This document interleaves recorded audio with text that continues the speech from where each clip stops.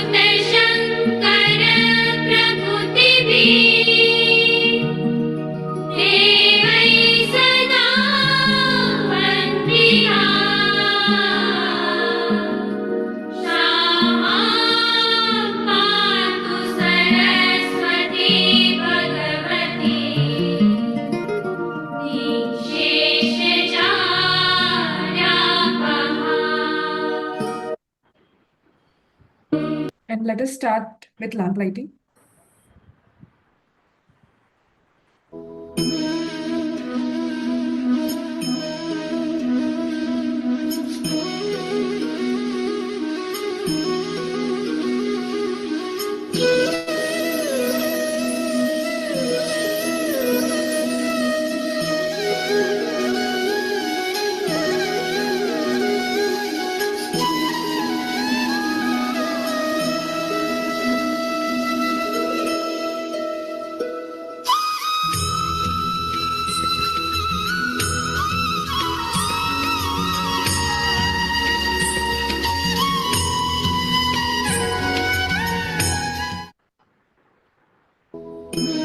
It's my privilege to introduce the moderators of today's webinar, Dr. Aruna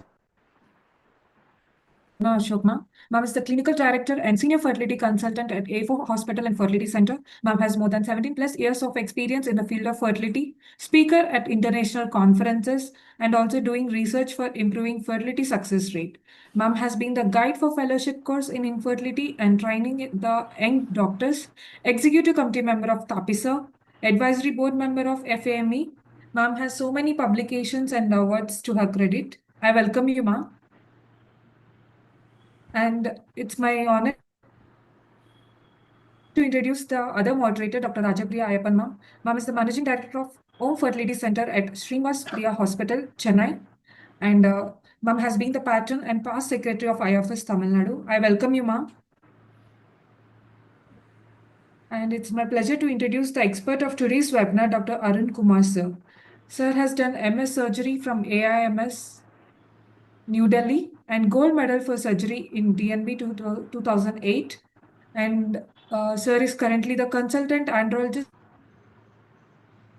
at A4 Fertility Hospital, Chennai, and was a speaker and chaired sessions at various national and state urology conferences, presented papers at state, regional, and national urology conferences, 4 publications and a book chapter on holmium laser prostatectomy. I welcome you, sir, and I hand over the session to Dr. Aruna ma'am. Thank you, Sahiti. Thank you, Sheil, for helping us to organize. On behalf of OGSSI Reproductive Health Committee, we are happy to conduct this webinars. So this webinar is unique in the way that we are doing it with a practice-based session so that the doctors will get more insight into how to manage the patient with the clinical scenarios. So the main focus is on discussion. So doctors who are attending this, please have your questions noted, send in the chat box also. So we have 2 speakers with us today. Can I have the CV, Sahiti? Both the speaker CV we will be having next. We have Dr. Ajanta Bhupati. She is diploma. She has done her diploma in advanced reproductive medicine and embryology. She is a senior consultant in Nova IVF Fertility in Anna Nagar and Tiruvallur. She has 13 years of experience and trained reproductive medicine, trained from UK and was associated with London Women's Clinic UK.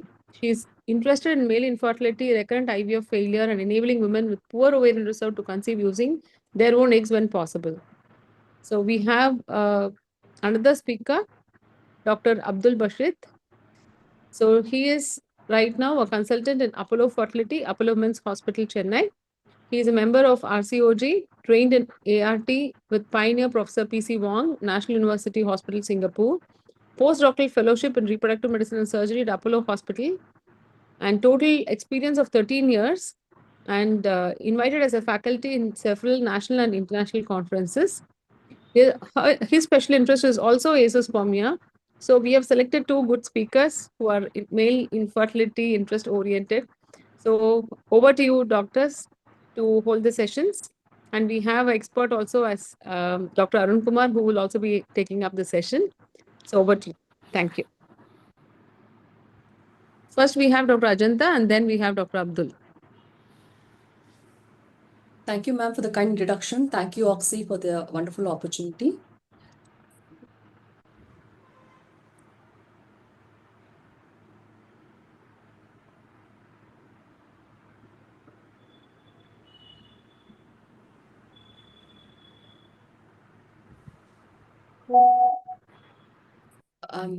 Yes, ma'am, we can see your slides now. Thank you. Thank you. So my first case is Mr. P, 41 years old, Mrs. N, 33 years old. They were married for 10 years, primary infertility with azoospermia. He didn't have any history of prior architis, STI, any prior injuries, scrotal injury or any surgery.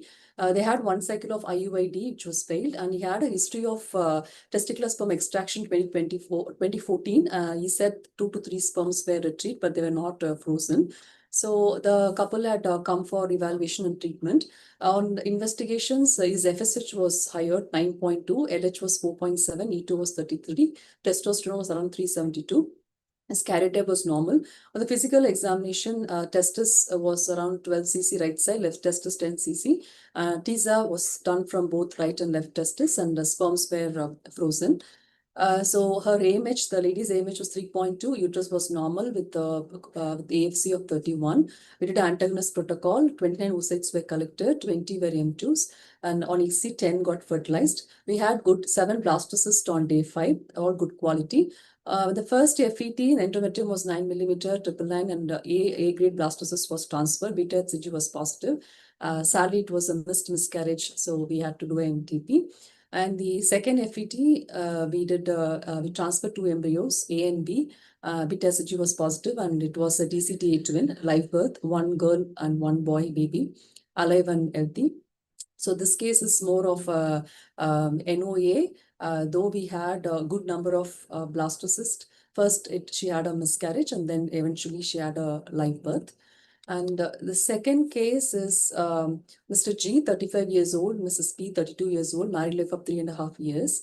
And as azoospermia, he didn't have any history of architis or STI or no prior scrotal inguinal pelvic surgery or trauma. Physical examination, bilateral vas was palpable and testis was normal in size. Excuse me, Dr. Ajanta, Yes. just a minute. It was too fast that it is difficult for some people to follow, I think. Little Sure. pace, no tension that you have to finish it fast. You can Okay. take your pace because they have to understand the whole. Okay. The first case, you told it as obstructive or non-obstructive azoospermia? It was more of a non-obstructive, ma'am. It was FSH was slightly higher, the Okay. first case. So Next slide. Yeah. this FSH is 9, LH is 4. Okay. But Yeah. the testis size was all normal, almost. Yes, ma'am. Yes, ma'am.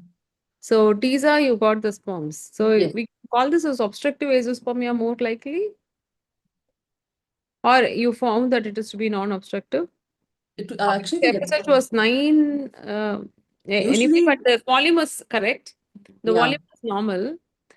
Okay, fine. Anyway, we can argue on that later, but Yeah. little slower pace for the people to follow. Yeah, Sure, thank sure. you. Thank you. So the second case, it's Mr. G, 35 years old, and Mrs. P, 32 years old. They were married for 3.5 years, and it was a primary infertility with azoospermia. And on history, no significant history, no history of injury or no history of trauma or scrotal surgeries in the past. And the physical examination, bilateral was palpable, and testis was normal in size. FSH was 3, LH was 8. Testosterone was 300, E2 was 25, prolactin was normal. He had a hypothyroidism, he was on thyronorm 25. He also is HVSAG positive. He was reactive, but his anti-HVC IgM, HVAG was not reactive, and HPV DNA was not detected. So we had retrieved the sperms and kept in a separate can. And his karyotype was normal. Ultrasound scrotum was no abnormality detected. So this couple had a history of surgical sperm retrieval and self-cycle ICSI in 2023 in Patna. In that cycle, 3 oocytes were retrieved. So they had one blastocyst, and she had a fresh embryo transfer. The beta HCG was negative. Then she had a DHL and lap ovarian cystectomy in 2024. Her AMH was 0.2, and her ultrasound showed adenomyotic uterus, and she had intramural fibroid in the posterior wall and also a few seedling fibroids. And she also had endometriotic cyst 3 centimeter in the right ovary, and AFC was 1+2. So because they had a self cycle before, it didn't work. And the AMH was low and AFC was low. They wanted to go for donor oocyte program with the surgical sperm retrieval and ICSI with husband's sperm. So that was the plan. So later we planned the surgical sperm retrieval. We got few sperms, motile sperms with TISA, and also TISA immotile sperms were retrieved and sperms were frozen. So we had 4 blastocysts, 5 blastocysts, 3 on day 5 and 2 on day 6. Because she had adenomyosis and endometrioma, so we had planned a loop ride for 3 months. Then subsequent HRT cycle was planned. Endometrium thickness was 8.5. We transferred to blastocyst, and the beta HCG was 1834. It is an ongoing pregnancy, singleton pregnancy, and she is around 19 weeks now. So moving on to the third case, Mr. J, 30 years old, and Mrs. S, 22 years old, married life of 3.5 years. She has irregular cycles. Her AMH is 4.1, AFC is 15 and 16. She has history of hypothyroidism and thyroid norm 25, and we have confirmed azoospermia on 2 samples. And Mr. J had history of childhood mumps, and he also has history of circumcision. No history of prior scrotal, inguinal, pelvic surgery or trauma. His FSH was elevated 11.4, LH was 6.2, E2 was 26. Total testosterone was 433. Inhibin B was 117, 17 OHP was 1.1. Vital testis was around 10 to 12 cc. Karyotype was normal. Y chromosome microdeletion was not detected. Ultrasound showed a grade 1 bilateral varicocele. So we discussed about trial TISA and also micro-TESI, and we prefer to try the trial TISA first. The TISA done both sides and multiple sites. No sperms were retrieved. Testicular tissue sent for HPE. So the report came as the maturation arrest and disorganized spermatogenesis. No spermatids or mature spermatozoa were seen, and some Sertoli cells were seen with a Johnson score of 1.3. So Johnson score gives us the prognostic factor. It tells us about the level of maturation. So if it's 1, no germ cells, Sertoli cells are present, and 2, no germ cells, and 3, no, only spermatogonia are present. 4, only a few spermatocytes present. 5, no spermatozoa spermatids. 6, only a few spermatids present. 7, no spermatozoa, but many spermatids are present. 8, only a few spermatozoa present. Ideally, Johnson score of 8 or more has a good chance of sperm retrieval when we're planning a micro-TESI. This patient has a Johnson score of 1.3, so he's going to have a poor prognosis, but still they are not willing to go ahead with the donor sperm option. So they would like to go ahead and try with a micro-TESI. So the diagnosis, we have to confirm by centrifugation of the semen specimen 15 minutes at room temperature and centrifugation speed of at least 3,000 grams. The semen analysis should be performed. At least 2 semen samples should be confirmed as azoospermia at least 2 weeks apart according to the recent guidelines. And coming to the history, we have to take a complete medical and the surgical history. Including the history of inguinal hernia surgery or hydrocele surgery or any other pelvic surgeries, and history of childhood illnesses, mumps, architis, or cryptorchidism or STI, and also we need to take a history of medications, exogenous androgen use, and if there's any history of gonotoxin exposure and pure radiation therapy or chemotherapy. And it's also important to take the general health history, as in the BMI, the smoking, alcohol, and also exposure to the environmental toxins. The physical examination is a must, so we have to examine them before we are planning the procedure or coming to a conclusion about the treatment. So we have to examine the penis, noting the location of urethral meatus. We have to palpate. Measurement of the testis is very important. At least 4.6 centimeter in the longitudinal dimension should be there.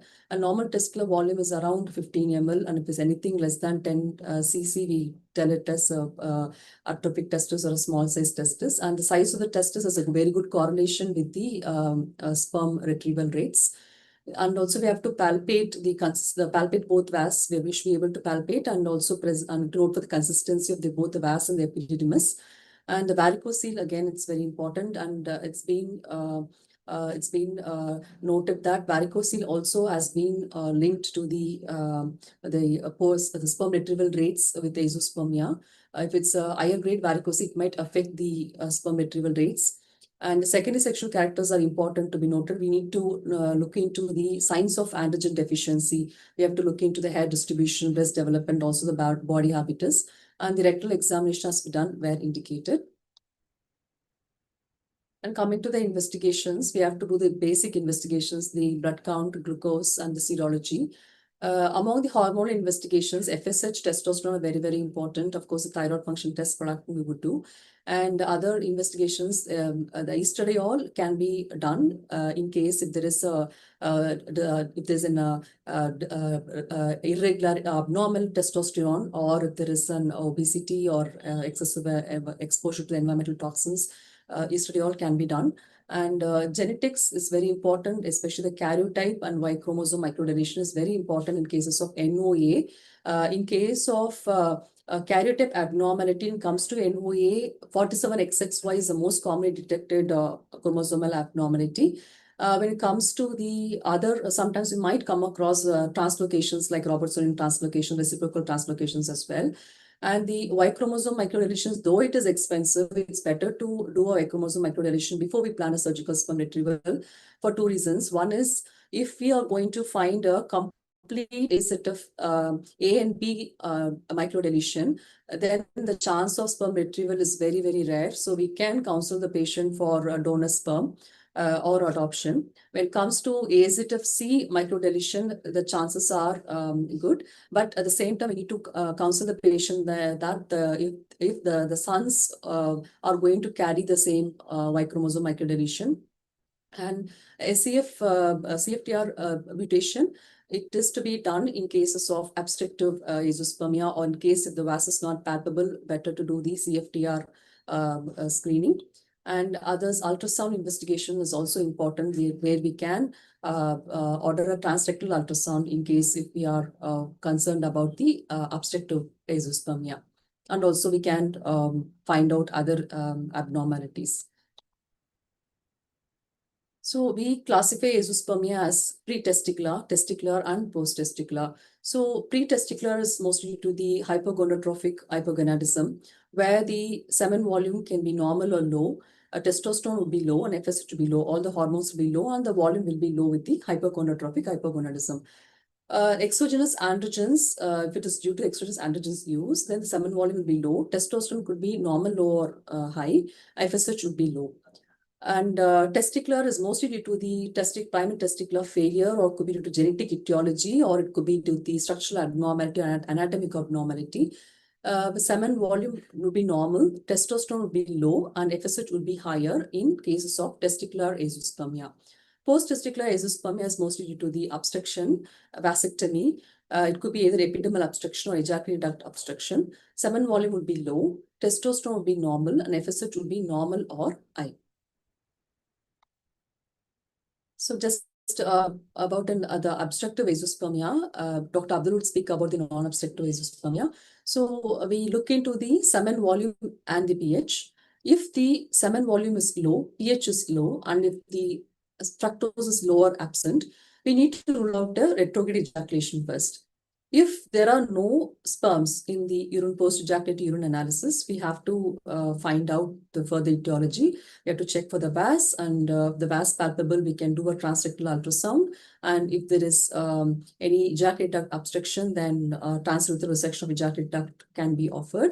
And we also do a CPAVD testing. The mutation is present, we have to do genetic counseling. Mutation is absent, we have to also do a renal ultrasound. If the semen volume and the pH is normal, and if the spermatogenesis is normal in testicular biopsies, total exploration can be attempted with the view of correcting the obstruction.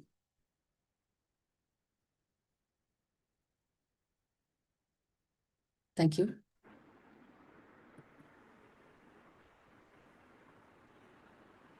Thank you, Dr. Ajanta. It was a very nice, comprehensive presentation where you addressed the cases and also gave the whole glimpse of whatever was asked. I think, can we have the discussion at the end, or Dr. Arun Kumar, you wanted to ask now itself? Dr. Abdul also can have a discussion. See, now time is 4:25. We can have discussion for 5 to 7 minutes, and then we can have Dr. Abdul also. Dr. Arun? It's in mute. Yeah. Yeah. So she's discussed about the obstructive azoospermia, but the cases were non-obstructive. The final algorithm and all she mentioned was on obstructive azoospermia.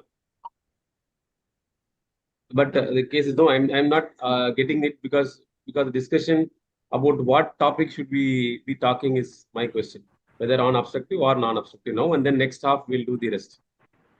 No, so actually we decided on presenting our own cases. So we compile the cases what we have had, and then the discussion part, we thought one person would do the obstructive azoospermia, other person would do the non-obstructive azoospermia. So so that's why I did this algorithm of obstructive, sir, and Dr. Abdul discuss about the non-obstructive. No, I got it at the end, but basically the cases that we saw, all the 3 cases that you had, it were good cases, and basically some things that we generally have as a marker is the FSH level may not correlate with the presence or absence of sperms on the surgical retrieval procedures.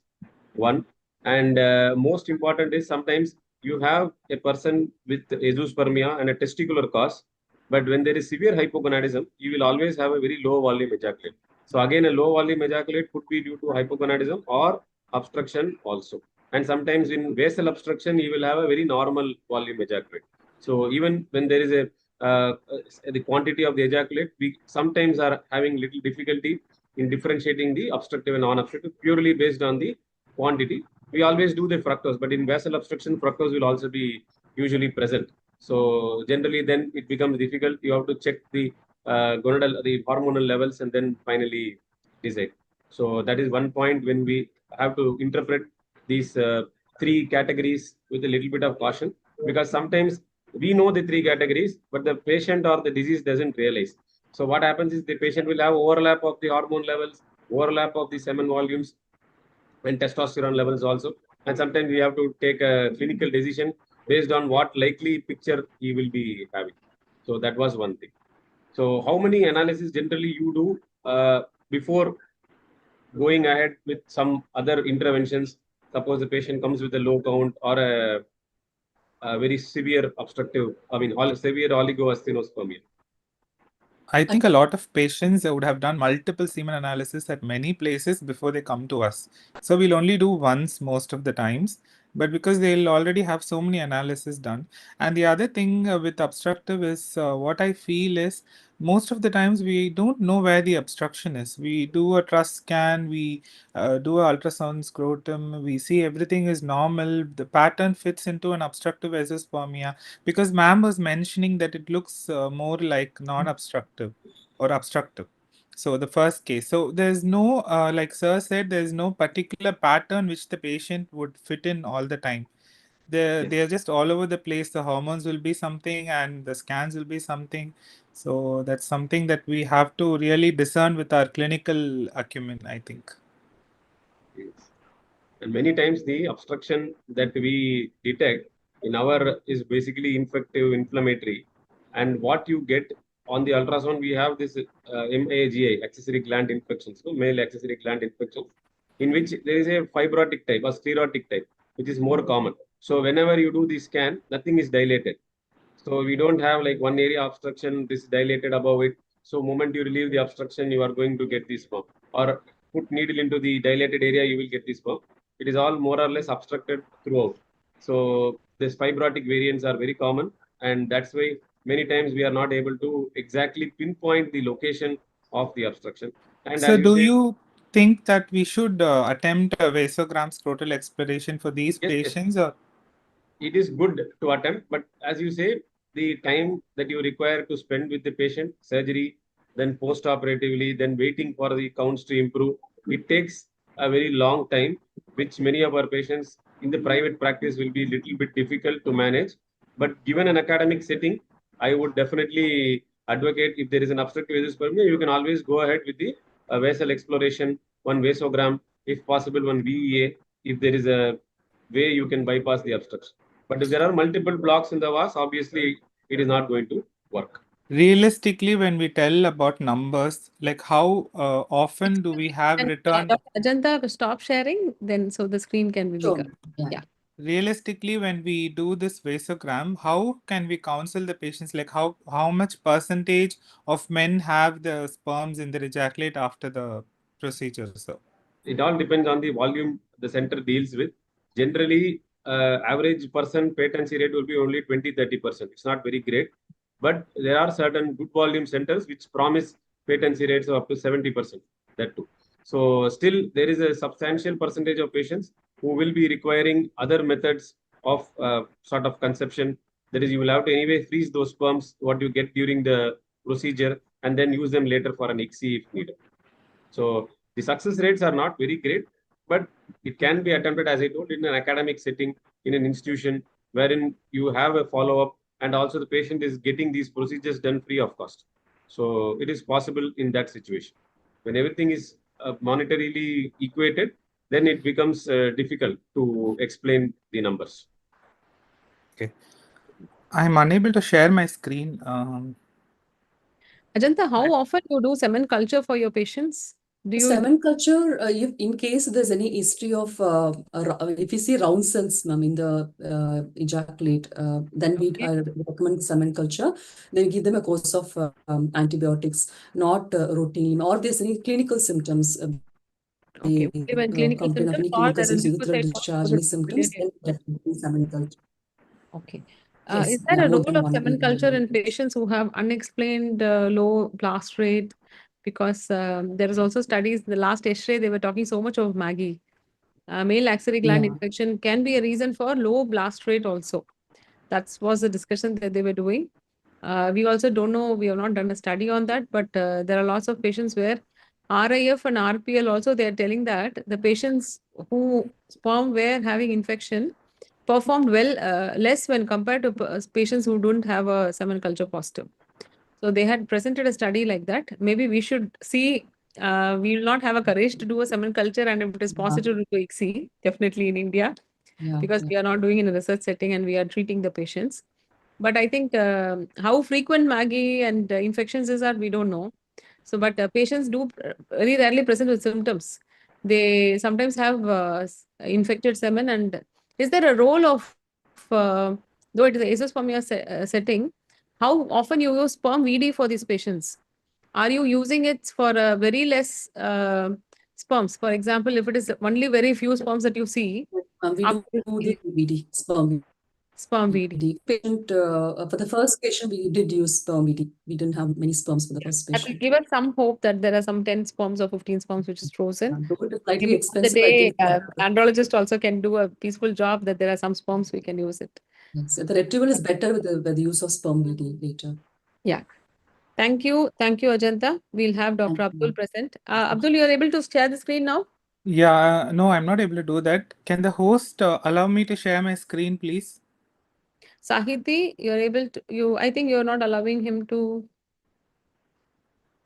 Sahiti, you're there?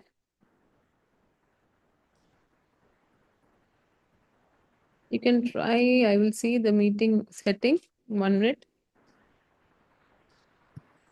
And I don't have that link. I'll call Sahiti and get back 1 minute. Sahiti?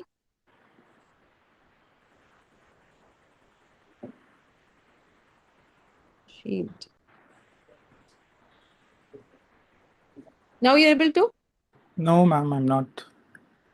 I did check it. I was able to do it, but now I'm not able to do it. Mm-hmm. Just a minute. We are calling her. You are already a co-host only. I think maybe you are already having the presentation on your desktop? Yeah, I have. I did share it before the start of the presentation. Let me just refresh and check. Yeah.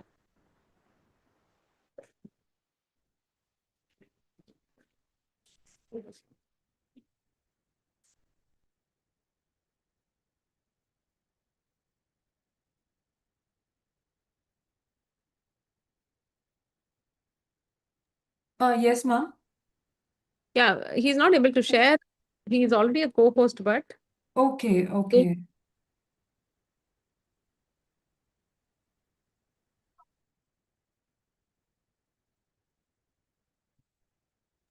you can send Abdul to us sir, otherwise. Abdul sir, are you able to share, sir?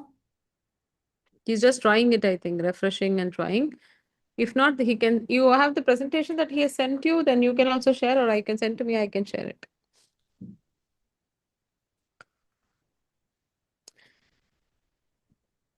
Meanwhile, the delegates who are attending it online can always post your questions, your cases that you want to discuss.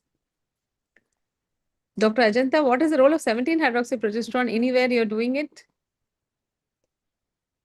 Yeah, we do 17-OHP. We've started doing it recently. What we find is if the 17-OHP is less than 1, they might benefit from hormone optimization therapy before we plan for the surgical sperm retrieval. And if it's more than 1, we do not prefer to give them hormone optimization therapy. So what is it signifying? Less than 1, more It than is 1? What does it signify? signifying the intratesticular testosterone. So if the testosterone is going to be low, then the spermatogenesis is not going to be good. So if the 17-OHP is less, then probably we can consider the hormone optimization therapy either with HCG 2000 units twice weekly and for 3 months with the FSH 75 units or 150 units thrice weekly. Then we can plan the sperm retrieval, surgical sperm retrieval. But if the 17-OHP is more than 1, that group might not benefit from optimization therapy. So we can go ahead with the sperm rather than wasting money Till on he the is able to share, hormones. just a discussion. You need not take it as a question answer. I'm sorry to ask you all the questions because the audience are not asking, so I'm asking you. Yeah. Yes, yeah. So about clomiphene citrate, what is the contraindication for giving clomiphene citrate? Because I feel that many gynecologists, once they see a low sperm count, just give clomiphene citrate. Hello, sir. May I know the issue, sir? Yeah, can you see my screen now? Not yet, sir. Now it's there. Yeah. Good. Now it's loading.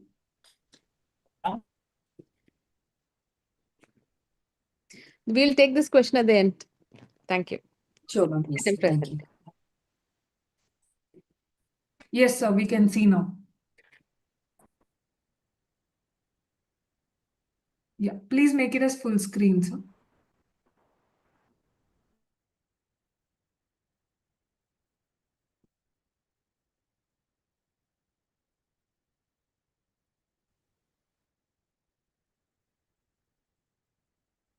Hello. Your screen is frozen, Dr. Abdul. I think he has network issue. Okay. Let us wait. Yeah, can I Yeah, now you're heard. start? My Hello, sir. screen is visible. Yes, it is visible. You're heard also. I have to just make it a slideshow. Yeah, it is slideshow also. Yeah. Okay. Thank Okay, you, sir. Oxy. No, sorry. Again, sir has left the meeting. No, he is there. But sorry, Abdul, you're not able to see the screen now. He went out also. Okay. Okay, Dr. Ajanta, now it's our time again. What do you think is the contraindication for giving clomiphene citrate? Sahiti, meanwhile, please solve the issue.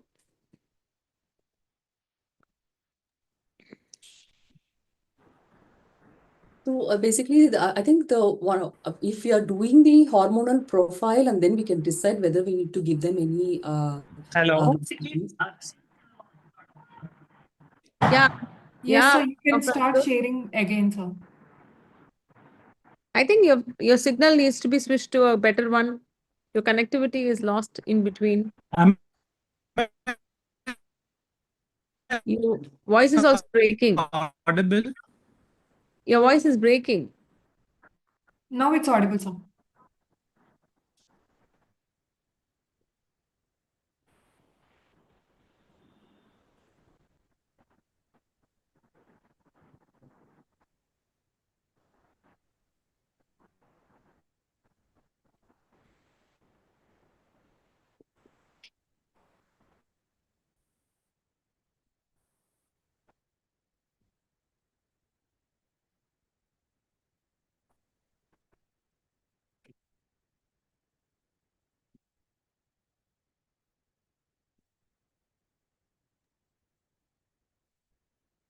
Yes, sir, we can see the screen now.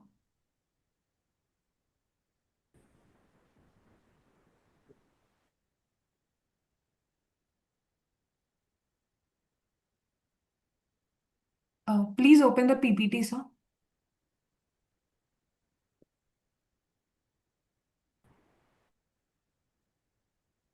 Or else you can share the PPT with Vishwa ma'am so that I will share on my end, sir. Am I audible now? Yes, Yes. sir. Yeah, but I'm having problems with the network, I think. Okay. Now we can see the screen, sir. Minimize the screen and open the PPT one, sir. Okay. We can see only the Zoom screen, sir.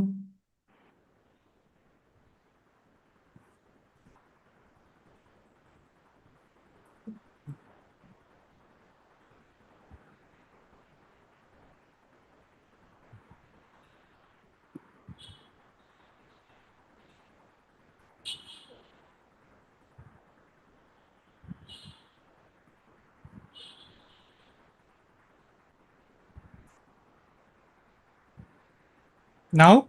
Yes, sir. Yes, sir. Good. It's Good good, to sir. go. Yeah. Okay, so I'll go on with my discussion straight away. About 5 to 10% of men who present to the infertility clinic come up with a diagnosis of azoospermia, and most of them are non-obstructive. It could primarily be because of two things. One is primary testicular dysfunction, which could result in abnormal spermatogenesis, or it could be an impairment of the hypothalamus or the pituitary. Is it okay? My presentation is okay? My voice is audible? All good, Dr. Abdul. Yeah. Okay, so we'll go on to the first case. This was a 36-year-old man and a 29-year-old woman who were married for 3 years. They were anxious to conceive. Repeated semen analysis showed azoospermia. The volume was normal, fructose was present, which doesn't say much of anything all the time. The woman, her parameters were normal. His FSH was very high, around 14, and total testosterone was also normal. The ultrasound scrotum, both testes, the size was between 8 to 9 cc, and was and epi were present. The genetic testing was normal. So in this patient, what do we do? Ideally, a patient, when they come with a diagnosis of azoospermia, what do we do initially is we take a proper history. The history would include any family history of infertility, past genetic issues or syndromes, any undescended testes and surgery when they were young. Did they have mumps after puberty, any trauma or torsion, testicular torsion? Have they ever used testosterone or steroids? Because we see a lot of patients who take steroids when they go to the gym. Have they had any chemotherapy or radiation?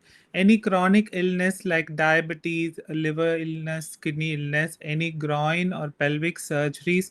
Symptoms of low testosterone may include low libido, having no improper beard growth and all that. Regularly exposed to toxins like working in chemical factories or a lot of heat exposure, any drug abuse, and how long they have been trying to become pregnant, and whether they have had he's had any pregnancy so far with any other partner. And going on, after the proper history, we do a examination. I think the examination was covered by Dr. Ajanta. And the third important thing that we do is we do a FSH and total testosterone to guide us to as to what to do next, whether we go in line with the obstructive pattern of azoospermia or we go in line with a non-obstructive pattern.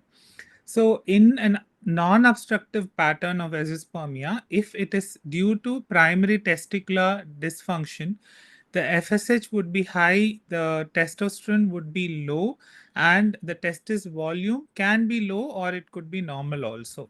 In a hypogonadotropic hypogonadism, the FSH would be low, the testosterone would also be low. If we do additional testing of LH, that would also be low. The testicular volume can again be normal or it could be low. So, do we do genetic tests for all patients with azoospermia? If they are a non-obstructive pattern, it is better to do because you have to evaluate whether the condition is transmissible and whether there are any health-related health relevant genetic problems. So, we do the Y chromosome microdeletion. Around 4% of men with non-obstructive azoospermia do have Y chromosome microdeletion. Like Dr. Ajanta said, if it is A or B type, the chance of getting sperms are very low, and you have to have a very detailed discussion with the couple as to what their prognosis is. If it is C type, Y chromosome microdeletion, then yes, the chance of getting sperms are quite high.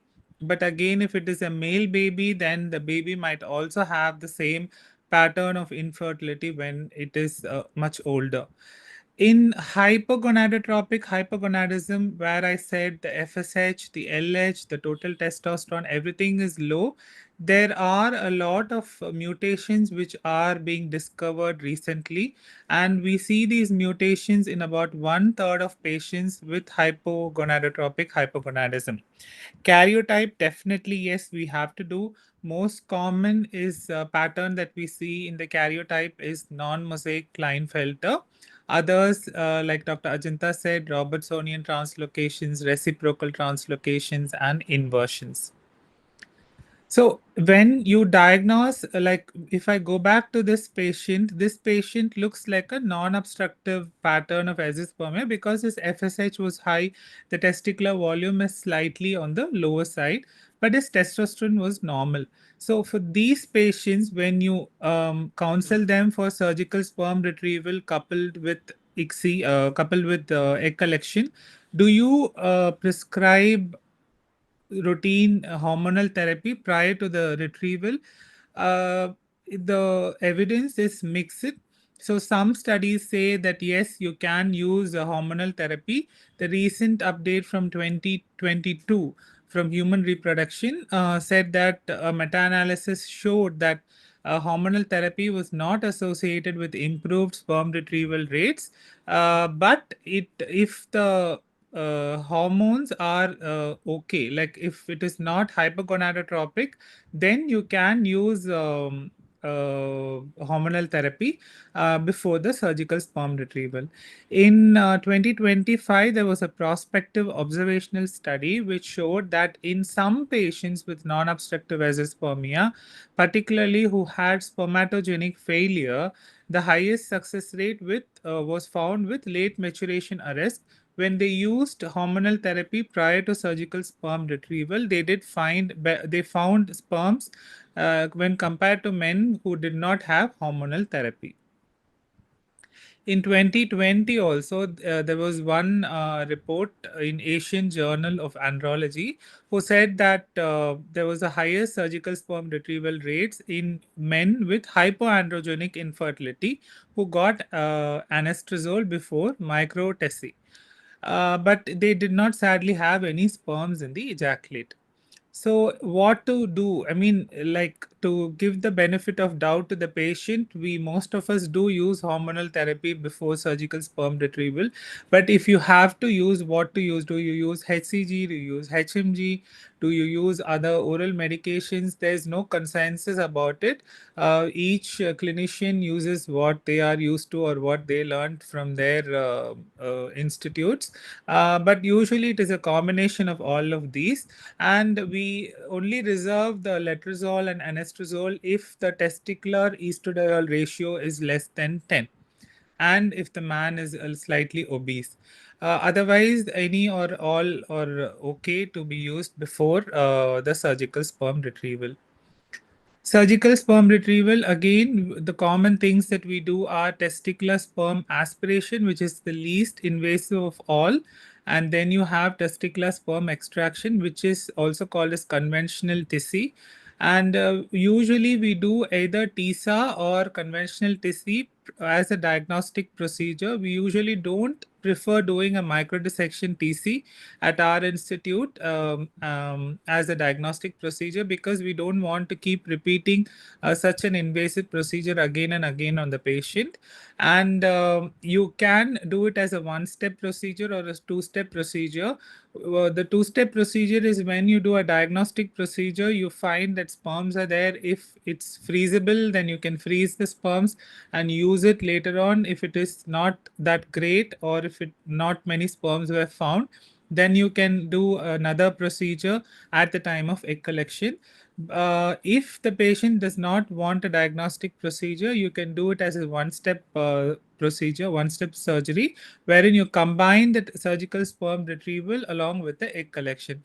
The only downsides of this is that in case there are no sperms retrieved on the day of egg collection, then what do? We need to discuss this in depth with the patient, whether we can go ahead with using donor sperms or we have to freeze the eggs and figure out what to do later. In microdissection TC, this is more invasive to the patient, longer recovery times where a large incision is placed. The surgeon uses an operating microscope to make a larger incision, bivalve the testis, and then look at the seminiferous tubules, identify which are looking healthy, and then retrieve those tubules and use those tubules to find sperms. It's more likely to retrieve sperms, and it has definitely an advantage in men who have Sertoli cell only pattern with limited sperm production. So the next case is a man who is not yet married. This is a recent patient of mine who just wanted to get a preconception check, but unfortunately, the semen analysis was azoospermia. We repeated another semen analysis after about 2 weeks, which again showed azoospermia. He was very devastated, and when we looked at the hormones, his FSH was very low, and his total testosterone was also very low. Testicular volume was normal. He did not report any sexual dysfunction. What do we do in these patients? Like, what would be the diagnosis for this patient? So this patient probably has hypogonadotropic hypogonadism. The causes could be many. It could be congenital, it could be acquired, it could be idiopathic, where we don't really know what the reason is. The most common syndrome that we come across is the Kalman syndrome, where there is GnRH secretion deficiency from the hypothalamus. Also, more commonly, we see these anabolic steroid induced hypogonadism, where a lot of young men take steroids and testosterone to have better muscles when they go to the gym. It could also be a result of trauma to the head. It could be a result of radiation. It could be because of drug abuse. It could be because of tumors in the cerebrum. So all these reasons could be the cause for hypogonadotropic hypogonadism. What do we do? How do we treat this particular problem is we can use GnRH therapy where you have problem only in the hypothalamus, but the pituitary is intact and functioning. You can do a pulsatile administration via an infusion pump or use intranasal or intravenous route, and you have to continue the treatment for about 12 to 24 months when they are trying to conceive. But this is very cumbersome. It is very difficult for the patient to wear an infusion pump and use these medications so often. So we take the easy route. We do a gonadotropin treatment with HCG with or without FSH. Again, FSH can be recombinant FSH, menopausal FSH, or highly purified FSH. The HCG is around 1,000 to 3,000, can go up to 5,000 international units 2 or 3 times a week, and it should be titrated according to the testosterone levels, as well as the semen can be checked to see if any sperms are found in the ejaculate. If the response is low and you're not getting the desired response, you can add FSH 75 or 150 more if you feel that the pituitary is severely compromised, and then you titrate based on the response. This was one study which looked at hypogonadotropic hypogonadism in 2014, and they just found they investigated the time to sperm production and the predictors of response to both gonadotropin and GnRH. They found that both with GnRH and with gonadotropin, about 75% of men had sperms in the ejaculate, and the factors which predicted that whether they would have a good response was when the cause was post-pubertal onset and when you used combined FSH and HCG over HCG monotherapy, the response was better. And the pregnancy rates in both the patients were between 30 to 50%. Both the types of treatments were between 30 to 50%. What do we do if the medical treatment does not work for this particular patient? Is you can go for IUI or ICSI depending upon the ejaculated sperms, how much they are present in the ejaculate, as well as what the couple or the man wants. You can combine it with surgical sperm retrieval if there are no ejaculated sperms, but the advice or the idea is to use medical treatment for 6 months before you go for the surgical sperm retrieval, and you have to optimize the hormones and testicular volume prior to this. So even if you consider surgical sperm retrieval, you have to give hormonal therapy and then do the surgical sperm retrieval. About the steroids induced hypogonadism, the first thing is to stop the exogenous androgens steroids. You can use intramuscular HCG if you want the spermatogenesis to happen faster. But when you're using higher dose of HCG, if your FSH is already suppressed because of the exogenous steroids, you have to consider using clomiphene additionally to preserve the pituitary function. And most common diagnosis that we see in men nowadays, any patient or any infertility couple who come, we find this varicocele. It's the most correctable factor. About 13% of men who present to the fertility clinic have a diagnosis of varicocele. It can cause severely impaired spermatogenesis or azoospermia. But with the azoospermia, the link is not very clear. One study in 2016 looked at men who had non-obstructive azoospermia and varicocele, and they found that when you did the varicocele repair, 44% of men had sperms in the ejaculate, and mostly these men were having a histological diagnosis of hypospermatogenesis. If the sperm appears in the ejaculate, you should definitely think about cryopreservation, because varicocele repair, we don't know how long the effects will last. So cryopreservation is a good idea, and sperm retrieval rates are about 2.6 times higher after at least 3 months of doing a varicocele repair. Thank you.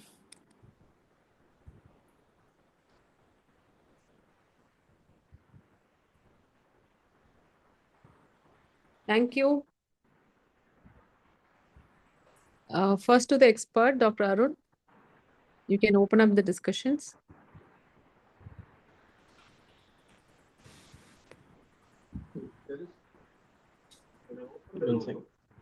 Yeah, you're able to. Yeah.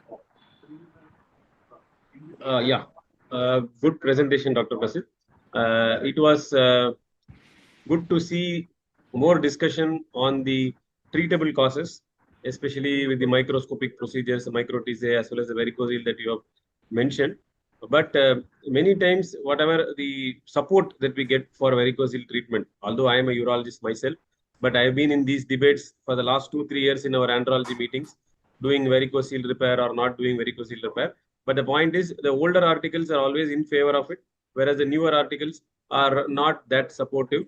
But still, it is always a good effort to do, especially in cases where you can get the sperms in ejaculate, although it could be very little. SOAT of very severe variety, sometimes still you are courageous enough to do the repair. Whereas in Azoospermia, it's always a bit difficult. Sometimes they have failed previous treatments, then only we consider. But the point is, we cannot get the histology in all cases so that predict success. So doing a pre-operative testis sampling and getting the biopsy histopathology and then saying that your chances are better is sometimes quite difficult. So anyway, with a clinically good varicocele, we are always in favor, especially if he has a slightly lower testosterone also with a fairly good FSH. So preserved FSH is what I usually look at.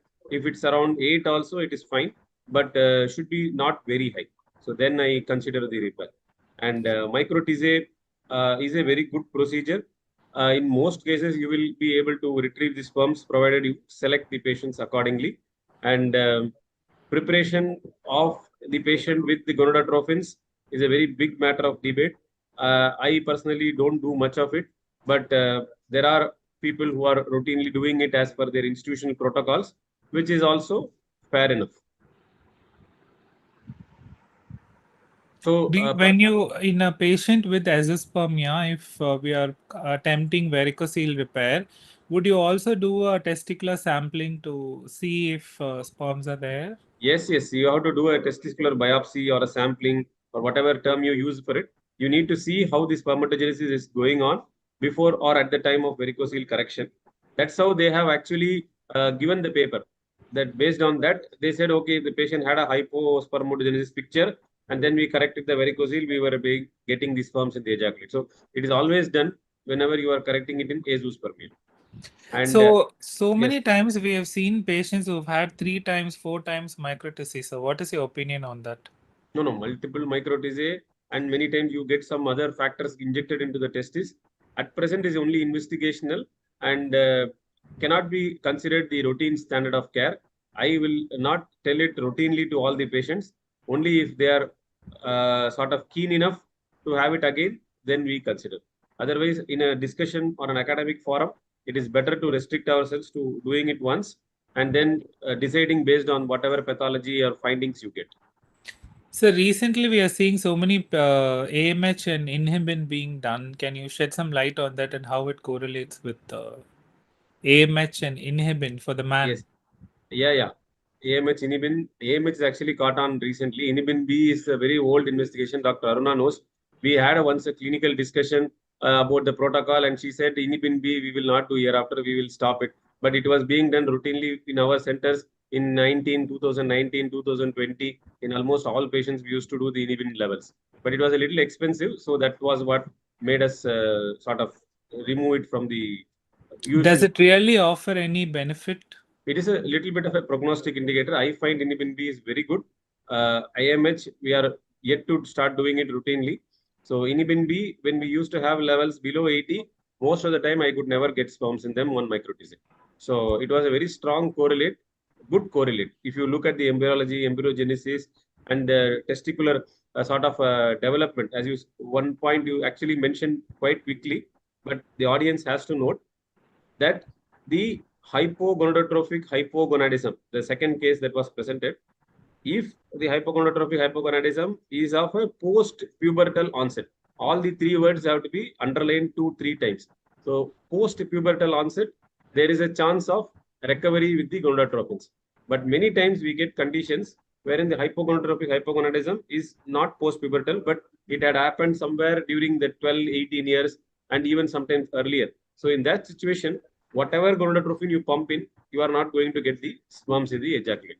So that is a very, very important thing that we should get it. So when you're planning the varicocele repair, planning surgical spermatoel after the varicocele repair, what would be the ideal duration, sir? As in 3 months after the varicocele repair, would you advise the surgical sperm retrieval? Is any Yes, duration? minimum 3 to 4 months, minimum. You can go in after 6 months, it is ideal. Thank you, sir. A nice discussion. Thank you, Dr. Arun Kumar, for sparing this time and being with us for the presentation. I think for him it would have been a repetition, but varying case scenarios made this sessions interesting. Last but not least, but are you doing Aphrodite criteria? Are you grouping the patients with low sperm count and with Aphrodite and seeing whether it's useful or not in the present scenario? Both Dr. Ajanta and Dr. Abdul. No, ma'am, I'm not doing it currently because I find that it's not offering a lot of prognostic, right? I mean, benefit for me at least. Same here, ma'am. I don't do it. Okay. Can I make a comment? Yes, yes, Dr. Arun. No, the point is, I mean, it is not against or for Aphrodite, but the point is, it basically when you are starting your practice or beginning your fertility related practice, you are trying to counsel or get into the nuances of male fertility treatment. Aphrodite criteria is something which it's actually gifted to you in a very simplified way. We as andrologists have been following this Aphrodite sort of mechanism to give the medicine or not give the medicine for many years. But to put it in a simplified form, it makes it very useful for the initial sort of practicing people to sort of get a hang of when to use these things and when to not use these things. So in that way, it's a useful sort of a suggestion to have it covered, at least be aware about the Aphrodite criteria. And the younger generation should definitely be using more of it so that they can easily simplify the patients whom are going to benefit with that. In this ESHRE, there was a one-day workshop on this. Male infertility, what is Aphrodite criteria? The people, estivists and the people who had made this criteria had to talk on this. Before that, I was also thinking so much complicated it is. Whenever I read and then whenever I wanted to practice, it was difficult. But after listening to their talk, I felt that they have taken enough initiatives to meticulously divide these patients into some groups, like Poseidon 1, 2, 3, 4, and so many groups that we have for females. They made it very easy for us to categorize, as Dr. Arun Kumar told. I think we should start categorizing and see whether it is useful or not. Whether you believe it or not, just there is a criteria, phenotype of PCOS came in. So Aphrodite criteria might be useful, especially for anybody, not for big, for even for practicing for a long time, for a patient to decide he belongs to this criteria. He is a hypergonadotrophic hypogonadism patient, or he is a unexplained infertility with this. So Aphrodite criteria 5, you keep using it for 20 patients, then you remember it, and then you start doing it. I think one sessions can be, so many sessions are now with Aphrodite criteria. We'll come with more sessions. So thank you. Thank you. Any questions in the chat box? No, I think there is one. No. Okay. I think we have Dr. Meena here, Secretary of OGSSI. Dr. Meena, you wanted to give the final Sorry, vote of thanks? Yeah. yeah. Sorry, Doctor. No, I was in a ATN meeting. Okay. Join and start the session. Thanks for the kind start of the session. On behalf of the Reproductive Health Committee of the Obstetric and Gynec Society of Southern India, your talk I could join at the end. It was really very nice. The topic on Azoospermia. I thank on behalf of our team, Dr. Aruna, Dr. Rajapriya ma'am, and Dr. Arun Kumar sir, who has given his expert insight on Azoospermia, and the excellent speakers, as always, Dr. Ajanta Bhupati from NOVA and Abdul Basit from Apollo, and also our team, Sahiti, who has given the platform, and also all the delegates who have joined in large numbers, especially for the Reproductive Health Committee. Really, thank you. And there are no questions in the chat box. So the session is well explained by both the speakers and well moderated and given excellent points by both Dr. Arun Kumar and Dr. Aruna Ashok. Thank you so much. Bringing you. all the international consensus to the state level and explaining. Thank you so much. Thank you. Thank you both the speakers for making it interesting. Thank you, Dr. Arun. Thank you, Dr. Meena. Thank you, ma'am. Thank you. Thank ma'am. you. Thank you for the Thank you. Thank you opportunity. so much. Happy Diwali to all. Yeah, Thank happy you. Deepavali to Yes. all. Happy And we have a Diwali, ma'am. celebration at OGSSI Auditorium. Please join us on 18th. That is between 2 to 3. We'll be having a short session and we'll be firing crackers at the OGSSI Auditorium. So please do join us in large numbers on 18th. Yes. Thank you. Nice. Thanks you. Thank you. Thank you. It's at OGSSI Auditorium. Please feel free to come and join us. Yes. Bye bye. you. Thank you.